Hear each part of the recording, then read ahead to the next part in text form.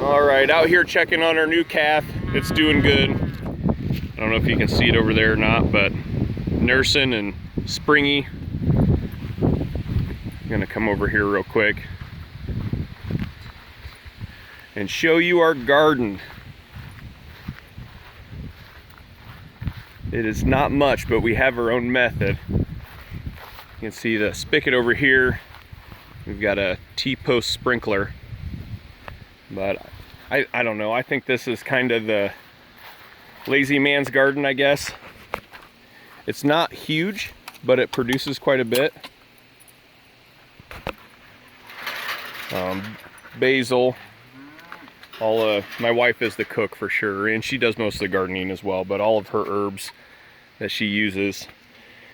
Got zucchini here. We just ate a bunch, but it's starting to come back already. And then onions, celery,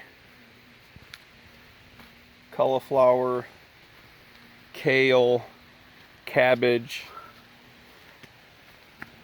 lots of tomatoes, more than you can shake a stick at. So we kind of did an experiment this year. We typically did these grates, and they usually get so big.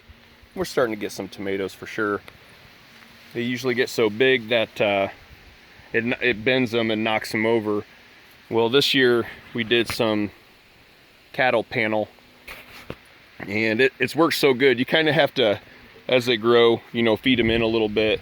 But once they start growing and get into the, I don't want to say the routine because they're a plant, but they figure it out. You can walk in between, and it's sturdy. At the end of the season, I didn't put the T-posts in very far, but at the end of the season, I'll just pull them out. Another experiment where we wired tomato grates together over there. But we've got a lot of different varieties of tomatoes. One of my favorites is Brandywine, and you can tell usually by the leaves. They look a lot different than, you know, traditional tomatoes, and they are great. They usually grow really big too, which is nice. Cayennes, jalapenos, banana peppers.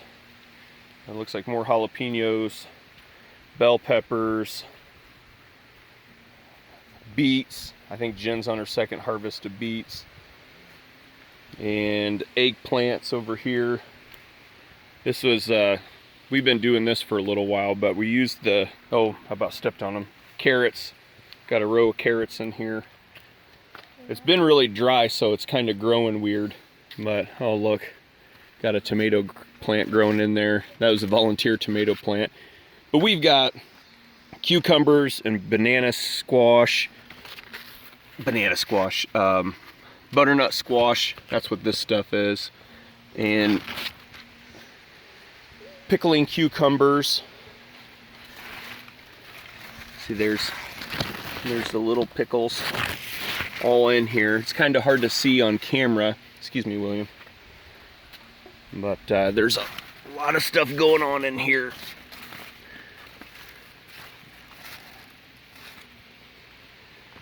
With the T-post sprinkler, it makes it really easy. Yeah, so we're gonna have quite a few pickles. They're all coming on pretty good. Well, there's a big one. We'll get rid of him early. Holy moly, there's actually quite a few. Yeah, that whole thing's littered with them. We got beans in here, and then some more beans in here as well. I think they were supposed to be closer to the grate, but hey, don't step on the carrots there. But yeah, that's working out pretty good. Well, the stuff that we're on, there was an abandoned building, or a building that got tore down.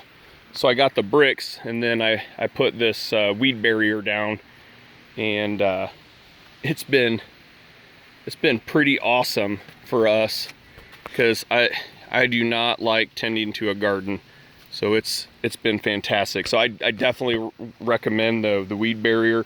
We've had this for probably, and gardened like this for probably coming up on 10 years now, and it hasn't worn out at all. after the first couple years of living out here, weeding was not something that I was going to be doing for sure. So this is just how we do it. I know there's a lot of other ways to do it, but this is what works for us. Thanks for watching.